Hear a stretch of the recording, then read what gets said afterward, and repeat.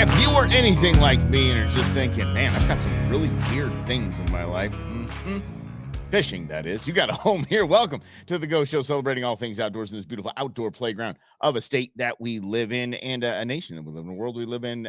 Just get out, and I don't care where you are. You know, Australia, we're big in Ireland, apparently. Yeah, so yeah, get out there. I would love to be outdoors in Ireland. Let me tell you that.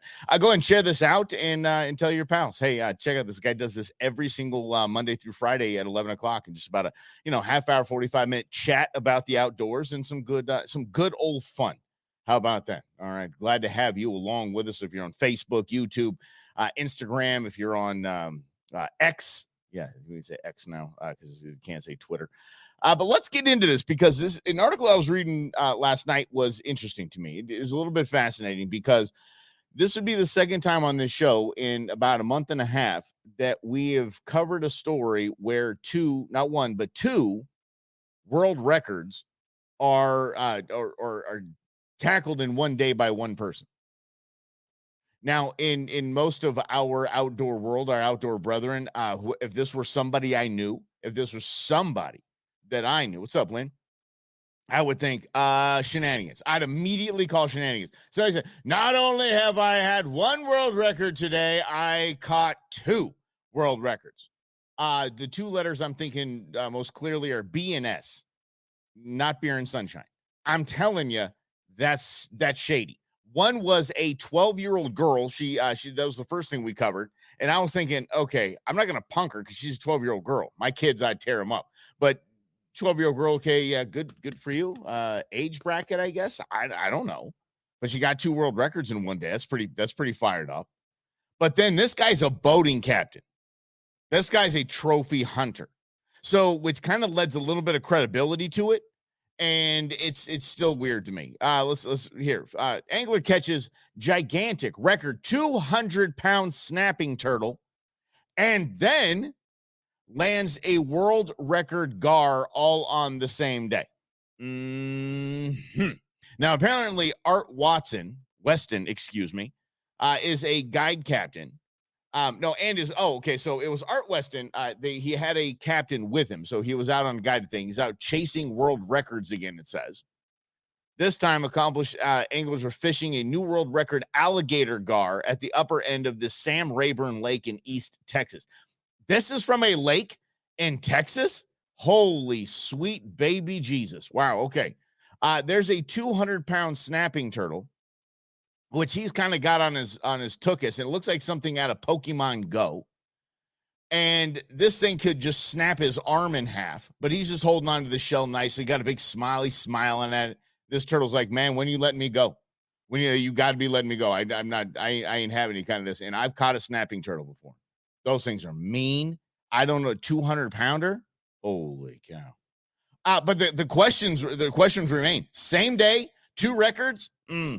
Same angler. Like you look at any of the Guinness Book of World Records, and I am a connoisseur of the Guinness Book of World Records, because that was really the only thing I checked out at the library when I was a kid. I'm not kidding.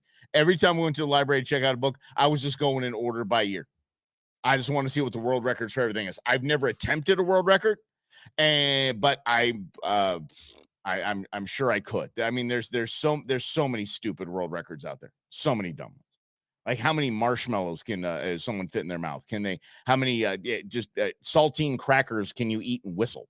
There's a world record for all of that nonsense, but it's fun to me and I like it. So, but you look at through those books, there's rarely a few that are same person, even in the same category. There's rarely same person holding world records. Now, there are people out there that are world record chasers, and just, how many times can you jump a rope in 3 minutes or whatever it is? And they just do the obscure stuff like that just to be in the book. And I have nothing wrong with that. I think it's a really, I want to. If y'all can think of something stupid for me to get into the world record, Guinness Book of World Records for, let me know. Apparently, you got to call them out. They got to be there to witness the thing. You can't just be on video. You just got to, what's up, Eddie? You just can't start, say I did it. So they send a person out to you if you're really serious about making the attempt. So if you guys can find something stupid, it probably has to do something with eating. Well, It really does. I don't eat sugar, so just yeah, if you can find something for me, great. Anyway, this guy lands 2 records in 1 day, and I call a little bit of shenanigans, but okay, well, he's in the record book, so there's nothing I can say. You know, the people that keep the records aren't thinking, you know, Mike Russell on the Go Show. Have you heard him? He's on Monday through Friday, 11 a.m. You know him? Yeah, he said that he called shenanigans on our record, so we're gonna go ahead and investigate this. No, it's already done. It's good. All right. So good for them. So congratulations. What was this bozo's name? Congratulations, Art Weston and Captain Kirk. No. I'm calling triple shenanigans on this. Not only were there 2 world records in the same day, same angler, the captain's name is, why parents? Why do you do this? Kirk Kirkland. That's, you know, so many people ask me in my radio career, what's your real name? My real name is Mike Russell. That's my name. It's on my driver's license. My name is Mike Russell. My co-host Rob Hunter, his name is Rob Hunter. Only bozos make their name something else. And there's somebody here in the valley who has, but whatever. You're not that important. You're just not. You're a radio show host. It's like it's on par on the same. I think Dennis Miller said the local radio show, talk radio show host, is on the same rung of the celebrity ladder as the local car dealership owner. It's true. It's very true. So we didn't have to change my name. Anyway, my name is Mike Russell, so I'd have to change my name. If my name was Mike Michaels, I might think about changing my name. Then no one would believe me that that's my real name. This guy's name is Kirkland. Parents, come on. I actually just saw a story about 2 twin brothers. Both of their name is Marcus. They named the same name. Same everything. They're twins. Oh, yeah. Oh, I didn't even catch that, Lynn. Captain Kirkland. That's, I will tell you this. I had to go by a pseudonym one time in my career. One time I had to go by a fake name. And that was because I was filling in for a host in Las Vegas. And I was doing it from here, but I was filling in for a host from Las Vegas, and it was an iHeart station. So I couldn't be the same guy. No, I was working with iHeart, but I wanted to fill in for a buddy of mine who worked for a different company. So I couldn't be me because iHeart apparently thought they owned my name. So if your name's Mike Russell, if you're one of the 10,000 Mike Russells, probably just in the state of Arizona, iHeart probably has your name. Anyway, I went by Russ Michaels. That was probably the cheesiest radio name I could possibly think of. Any cheesiest variation of Mike Russell I could think of went to Russ Michaels, and that's where we went. So Russ Michaels is big in Vegas. You're in Vegas, instant conservative talk radio show cred right there. Just say, I know Russ Michaels. Because no one else does. No one else knows who I am. It's that anonymity is fantastic. Anyway, yes, his name is Kirk Kirkland. Holy mackerel! But congratulations to you, Captain Kirk Kirkland. That's the way Lance wanted to say from here on out. What's the weirdest thing you caught? Throw in the comments here, because I have caught some pretty crazy stuff. I've been out fishing and caught wild things, and I didn't know this was possible. So wait a second. Norman, 3 brothers, same middle name. I'm telling you, man, that's what is it? Who is it? Is George Foreman. George Foreman's kids are all named George. All of them. George. He has several of them, all named George. Yeah. Anyway, I've caught some pretty crazy stuff. I want to hear what you guys have caught out there on the line and hook. And maybe what the crazy things you caught it with. I fished with some really weird things. You go out to the Midwest, it's not fishing. It isn't fishing. It's just seeing what you can bring in on a line with stupid bait. And I've used everything. I've got gummy worms, string cheese. What else do we have? A raw hook, just a bare hook, nothing on it. Dumb fish just went and bit it. It's bluegill, didn't care. And now let's say, oh my gosh, let me see here. What kind of candy we did? No, we did silly putty, and which was probably statute of limitations over there. I was super young. Did silly putty. There was community ponds out when I was growing up in Southern California. There were community ponds in Long Beach, and I went Long Beach Lakewood area. And I went, I just rode the bike over there with my little fishing pole and my tackle box and rode my bike out to the pond and just fished, with cheese and Velveeta and things like that. Just standard stuff for bluegill.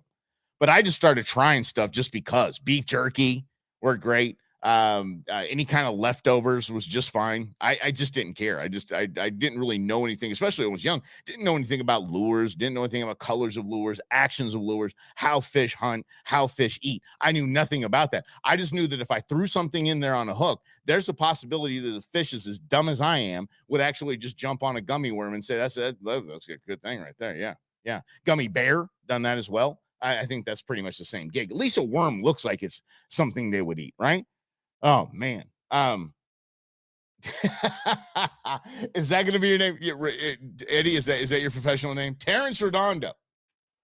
Yeah. I would, a lot of people called me Richard Cranium. I didn't know what that was about. Yeah. A lot of people call me Richard Cranium. No idea. See if you get that one. I kid. But I've caught several things on Crazy Things, but it's the things that I caught, like this guy with his 200-pound snapping turtle. So the 200-pound snapping turtle is something I didn't expect to pull in. I pulled in probably a 5-6-pound snapping turtle. Scary as hell. It's actually out here in the West Valley. I was out here with the kids at the community pond. Sure enough, I'm like, what in the world do I have? This feels like I got a little like a bath towel out there, and it's just kind of floating on towards me, but it's fighting. And sure enough, it was a snapping turtle. The scary thing is getting the hook out of these bad boys. I am not that guy, and I encourage you not to be that guy or gal. Please do not just cut the line and leave the hook in these things. Take some time, relax. It's a turtle. It's going to be just fine. It's going to be fine out of the water for a bit. You're good. Just go ahead and really work that out. Tweezers, anything you have, go just get that. Make sure you get that hook out. And if you can do barbless, that's great. For those of you who don't understand fishing, there's two types of standard hooks, barbed and barbless.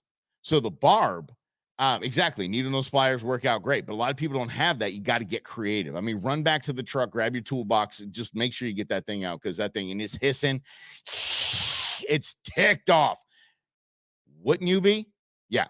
So because I think I caught a fish like a little bluegill, and it ate the bluegill. I don't know how this whole thing happened, but anyway, it was hungry, and it took whatever I had on the hook. Getting that thing out is super, super important. So the same day, my daughter was casting and caught her brother right back here. Yeah. So I caught a snapping turtle. She caught her brother. It's one of those days, right? But you got to understand, you just going to take what you get. I have caught a duck, and there's nothing you can do about it. I caught a duck, and talk about something. I did not know this, because the duck I see are floating in the water, and there's something that goes and retrieves it and brings it back to the blind. I haven't battled with a duck before. God forbid it's a goose, but I haven't battled with a duck until this moment. And I caught it. I felt horrible, thinking, just freaking out. I mean, absolutely losing its mind, because I had it in its tongue. And there's nothing I could do but reel that thing in and make sure that I got that hook out of its mouth, and made sure that the duck was safe. And I did. Those things are strong. Those suckers are strong. You caught a pelican, Eddie. Yeah, we're gonna get into deep sea in a minute. Eddie said he caught a pelican. Dude, that had to have been hot. That had to have been a fight, because when I was deep sea fishing, we caught seagulls, and it's like flying a kite. It's just kind of hanging out there. It's just pulling on your line. You're looking up, are you going to come in? Because they're not landing, because they're kind of floating over the water, because they have nowhere to land. They don't land on the boats. They just go ahead and just float on the air. And so it ate your fish. Son of, I know that, buddy. But yeah, I've caught that. This he caught barracuda, and this I'm not worried about, like barracuda and stuff like that. I'm like, cut the line. And understand this too. I got to go back to barbless and barbed. So barbed has a little extended point out at the tip. So there's 2 points. So when it goes into the cheek, it doesn't come out. And if you get it out, it's got to rip it out. So some do barbless. So just basically that just holds onto the fish longer with the barbed. Barbless, I just got to be a little more aggressive at reeling the thing in. So, but you just pop that thing right out. Like it's no big deal. It's like they got a new piercing. Yeah. It just happened. Yeah. Mm-hmm.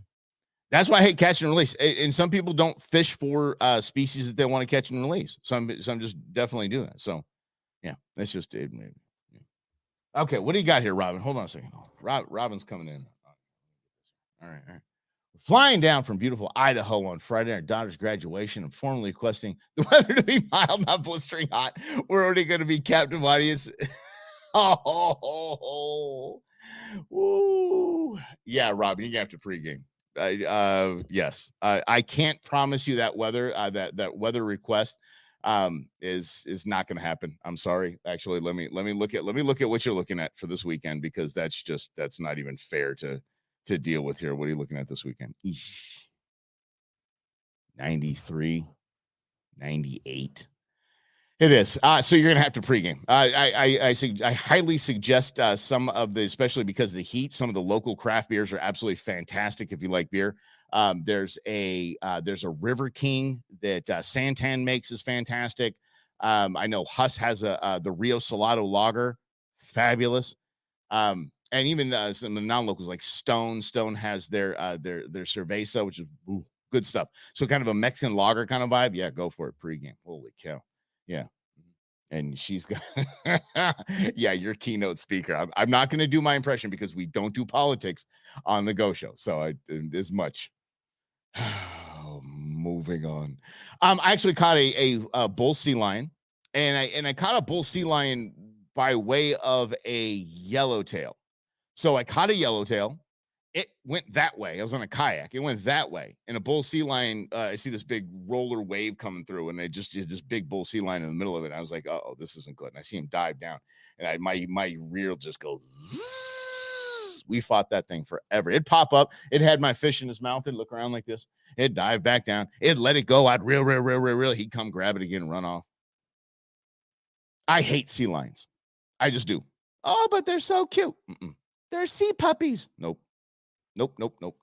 If you go out and fish in the ocean, you will hate sea lions. You will learn to hate sea lions. And I mean, not just dislike, not just, oh yeah, they're kind of a pain in the tuchus, whatever. No, they are literally evil. They're little spawns of Satan running around. They're ruining everybody's fishing trip.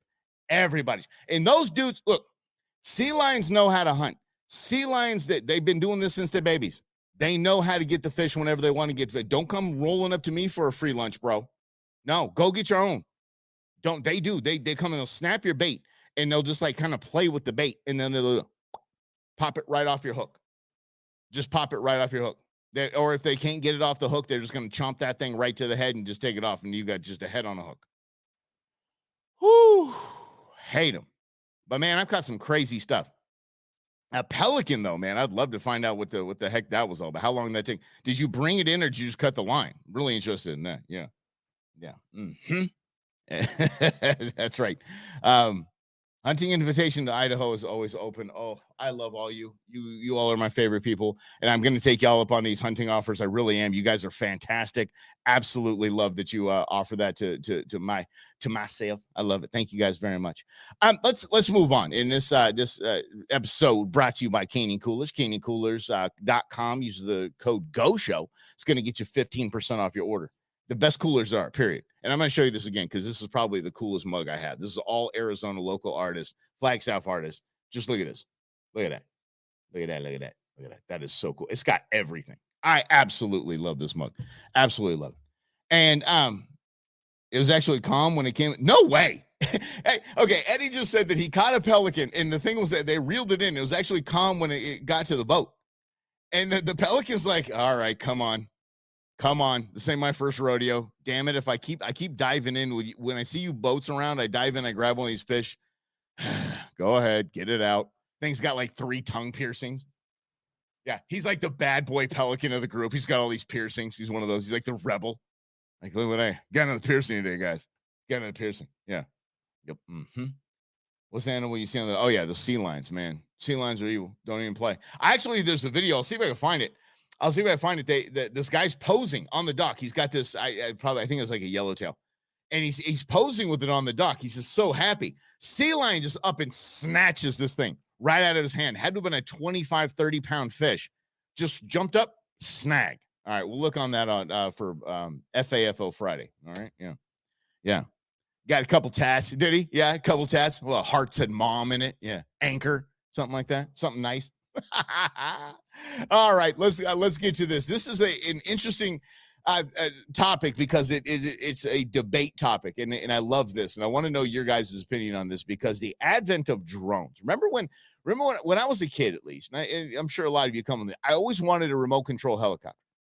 I really did. I always wanted a remote control helicopter because that was just the coolest thing. How about this? Um, they were impossible to fly. And then they had somebody came out with the propeller blades that were replaceable because you're always crashing the thing. And I'm like, okay, now I'm going to get one because I've always wanted one. And then I was tapped on the shoulder a few years later. Hey, you should get a drone. You mean I should get a drone? They're so easy to fly. So I went online and of course I bought a Millennium Falcon drone because whatever, I am who I am. And the thing was still darn near impossible to fly, except for intern Beans. Intern Beans grabbed the remote. Here, Dad, I'll show you. And she just started flying this thing around the house. Like, man. So then I actually got a DJI drone. And I'm telling you, those are the easiest things in the world to fly. I fly it over and I jack with the people at the movie theater about 2 miles away. Yeah, whatever. I'm bored sometimes. And I live on a golf course, so just kind of fly it along the golf course. It's kind of fun. It's a lot of fun. They're loud. They're easy to fly. Difficult to maintain though. I mean, when something goes wrong, you've got to do some research to make sure that you're getting that thing right. But drones in the advent of fishing drones and in hunting. Now, I will tell you right now, hunting with a drone, no. I mean, there's darn near zero ethics behind that. There just really is. I mean, just sending a drone up in the air and okay, let's go ahead and pin that spot there. That's where the elk is right there. Oh, and speaking of elk, can I go back just quickly to the crazy things that you've caught? Y'all, if you're not hunters, and if you are hunters, you'll know exactly what this is. But this is a PSA, public service announcement from Mike Russell, right here on the Go Show with Mike Russell. If you are a non-hunter, you ask first. The first question you ask on a hunter during the season, have you seen anything? Did you see anything? That's all you want. Yeah, actually, I got an elk down. It's oh, great, wonderful. Here's what you don't ask. Here's it. Ready? Here we go. Did you catch anything? Did you catch an elk? Don't. Just don't. Because I start, you know me, guys, my smart aleckness, and I'm sorry, New Canyon has breaking this sucker in. The sarcastic person that I am in the mood that I'm normally in. I would say something like, yeah, I got the ocean liner rope out. I made this giant snare for it. And sure as schnitzel, I mean, those big racks on those elk, man, pushed that snare right to the side. Couldn't catch him. Just couldn't catch him. Yeah. Don't ask if you caught something. Holy, for the love of grief, please don't. But anyway, you fly a drone out there. You see, okay, that's where the elk is. Mark that spot. Okay, guys, you ready to go? You guys going to finish that sandwich? Okay, yeah, we're going to go over there and grab that up. Now, if you're doing like, yeah, I have this. That's the same. I think that's the same one I have. Yeah, Eddie, I love the dang thing. It's fantastic. And by the way, it does probably 90% more than I'm doing with it. I don't know how to work it. But I've chased Rob up and down the street with that thing a bunch of times and then ran into a tree. Do not drink and drone. Do not drink and drone. Another public service announcement from Mike Russell, the Go Show with Mike Russell. That you can't hunt with a drone. But how about fishing with a drone? Fishing with a drone, I think, is perfectly acceptable. I really do. It's hard to, especially with those things. You can't really sight fish with them. So if you want to fly a drone with a line with a hook with some bait or a lure or whatever, and just drag it along the lake and see what you can get on there, great. Kiss your drone goodbye. You go look at this Google. I'll actually bring some. What we'll have is that's next, not this Friday. This Friday, FAFO Friday, is going to be about alligators and crocodiles. But then FAFO Friday for next week is going to be stupid people. That's it. Okay. Including people that stupid people. I just put stupid down there. I'm not going to remember what I said there. Stupid people. Like people that just kiss their drones goodbye because they hook up to a 6-pound bass that just pulls the thing in and it's just done. And look, I'm not a genius, but I did take physics. And if a body is in motion horizontally, right, and is impeded by something, is some sort of drag, it will immediately go down in an arc. Am I too far off on that? I think that's what I learned in physics. Yeah. Believe it or not, Lynn just asked, can you use a drone with one hand? Yes, I'm pretty darn sure you can. And the reason why I say this is you guys might see pop on here. He goes by Daniel But Dan Ferraro is he's known as the blind hunter. And if I've watched a blind man hunt big game, I can see you, Lynn, one hand operating a drone. I'm sure it's possible. I'm almost positive it's possible. It's going to take it. There's a learning curve for damn sure. But I'm sure, I mean, I'm sure the kind of the two finger pinchers kind of thing on one on each of the toggles. I think you can pull it off. I'll try it. Hell, I'll try anything once. I might make a good video. I'll get the DJI up and we'll see if get the drone up and we'll see if I can do it with one hand. Yeah. Okay. We'll give it a try, Lynn. What do you think? I mean, probably this weekend or the week, but not today. But yeah, definitely going to give it a try. We'll see if we get it. You run in the neighborhood and the neighborhood chat groups lose their minds. Oh my gosh, the Nextdoor app and drones. Oh my gosh, the Nextdoor app and drones is just that should probably there should just be a drone version of the Nextdoor app. That's what it should be. Or I should just, if I could patch my drone into the Nextdoor app, so I'm actually flying it down the street and it's broadcasting on the Nextdoor app what I'm seeing, what my drone is seeing. How to get just ostracized in your neighborhood in 2 seconds. Yeah, that's how to do that. Anyway, so the question is, where is that? I mean, I know where the legalities are. It's very similar to I know states like Alaska. You cannot fly into Alaska, fly into your hunting spot and hunt the same day. And that's for obvious reasons. I would think that you're flying around and you get to air's eye. Holy mackerel. How about some coffee? I've got 3 things in front of me. You get a sky view of everything that you're going to be hunting. You're like, okay, there's the moose right there. Okay. And oh, cool. There's an elk right over there too. Oh, look at that over there. Look at this. There's a reindeer over there. Let's go get that. Can't do that. Drones are the same thing. But you have to understand right now, your Arizona Game and Fish Department is in a very precarious position. That they have banned the ability for the commission tags to be auctioned off. There's no more auctioning of commission tags after this year. So, and those go for hundreds of thousands of dollars. So that's the commissioner said, who actually just talked to this morning, who said, Commissioner Guggenauer, that said it basically doesn't fall into the tenet of the North American model of wildlife conservation, that it's equal opportunity for all. It's actually opportunity for all. Him and I have debated equal several times, but they just did that and caused this giant uproar, huge uproar. I mean, literally, the critter groups, all these non-government agencies that are really doing the most for conservation in Arizona, they're ticked because that was a big portion of their funding. So they're ticked off. So if I don't think the commission's going to take on drones right now. I mean, there's already rules set up, And I was down in, where in the world was I? No, I was up in Prescott, and they actually have a drone flying school up in Prescott. I mean, they got Embry Riddle up there. I don't know if it's part of the program, but they've got a drone flying school. You can actually have a drone pilot license. Now we're talking. I want my kid to do that, for the love of grief. But the drone fishing is just hilarious. Hey, watch the videos. I'll get some drone fishing footage, and we can laugh at people on Friday, because that's what we do on Fridays. It's FAFO Friday. But the drones need to be addressed. I think there's a lot of things that need to be addressed in our world, but this is one of them in our outdoor world, our conservation world.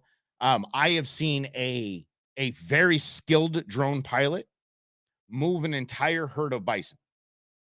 Like, they started on the move. He got right back around in front of them, dropped that drone down. They stopped, turned around, went a different direction. He was herding bison with a drone. I mean, it wasn't jacking with them. He was really trying to get a really cool shot going on and stuff like that. And the bison were fine. Bison are fast. Man, they get on the move. I tell you, they can find fourth gear in a hurry.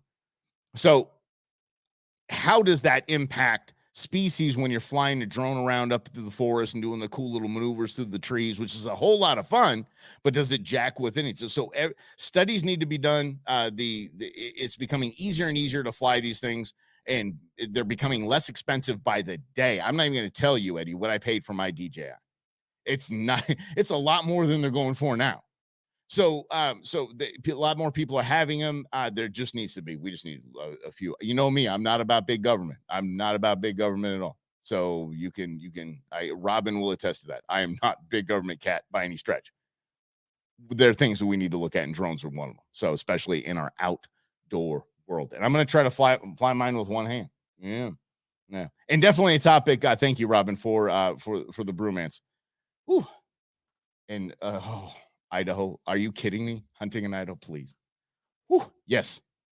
Yep, definitely take you up on that. Hey, everybody, thank you for hanging out. I really appreciate it. We've had a good time, and you've got a couple of topics. Keep it on the comments, by the way. I want to know what the craziest thing you guys have caught. Yeah, dude. Okay, so Eddie, they're a lot cheaper than that right now. Eddie was talking about 1,300. I think I was a little under that, but right around. They're so much cheaper now. Or maybe I'm looking at Sometimes I've fallen for this. I don't know if you guys have fallen for this too. Seriously, think about this. I see something. I see it's $400. I'm like, oh my gosh, I have to get. That's the best price I've ever seen on that thing, and whatever it is, doesn't matter. And then I get there, it's like, oh no, it's $400 off. I'm like, oh. Let me tell you something. When something's advertised for $400 off, it's probably too expensive for me. I'm gonna wait for a sale. Thank you. We're good. No, $400 off, just still not. Yeah. So maybe I'm just seeing one of those discount things. Yeah. Anyway, all right, keep them coming. We'll keep the chat going after the show. We'll see you tomorrow right here at 11 o'clock on the Go Show, celebrating all things outdoors in this beautiful outdoor playground of a world that we live in. Have a great afternoon, everyone. Thanks for